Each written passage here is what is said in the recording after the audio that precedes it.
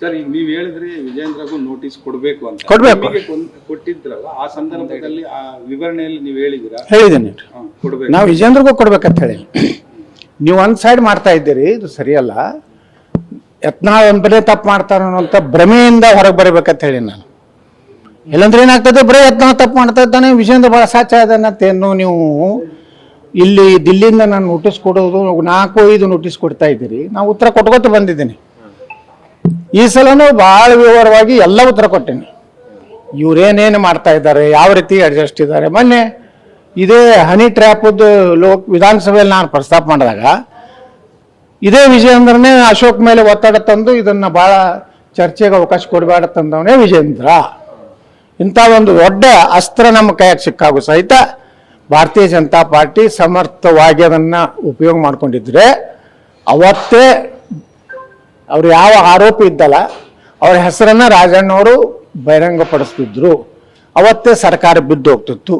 ಇವಾಗ ಸರ್ಕಾರ ಉಳಿಸುವಂತ ಎಲ್ಲ ಹಂತದಲ್ಲಿ ವಿಜೇಂದ್ರ ಸರ್ಕಾರ ಡಿ ಕೆ ಶಿವಕುಮಾರ್ ಜೊತೆಗೆ ಇದೆ.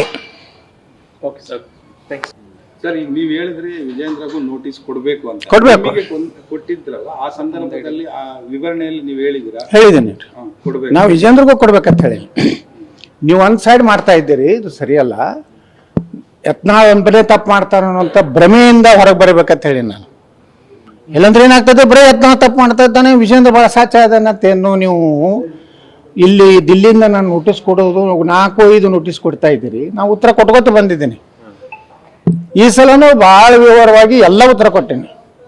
ಇವ್ರೇನೇನು ಮಾಡ್ತಾ ಇದ್ದಾರೆ, ಯಾವ ರೀತಿ ಅಡ್ಜಸ್ಟ್ ಇದ್ದಾರೆ. ಮೊನ್ನೆ ಇದೇ ಹನಿ ಟ್ರ್ಯಾಪದ್ದು ವಿಧಾನಸಭೆಯಲ್ಲಿ ನಾನು ಪ್ರಸ್ತಾಪ ಮಾಡಿದಾಗ ಇದೇ ವಿಜೇಂದ್ರನೇ ಅಶೋಕ್ ಮೇಲೆ ಒತ್ತಡ ತಂದು ಇದನ್ನ ಭಾಳ ಚರ್ಚೆಗೆ ಅವಕಾಶ ಕೊಡಬೇಡ ತಂದವನೇ ವಿಜೇಂದ್ರ.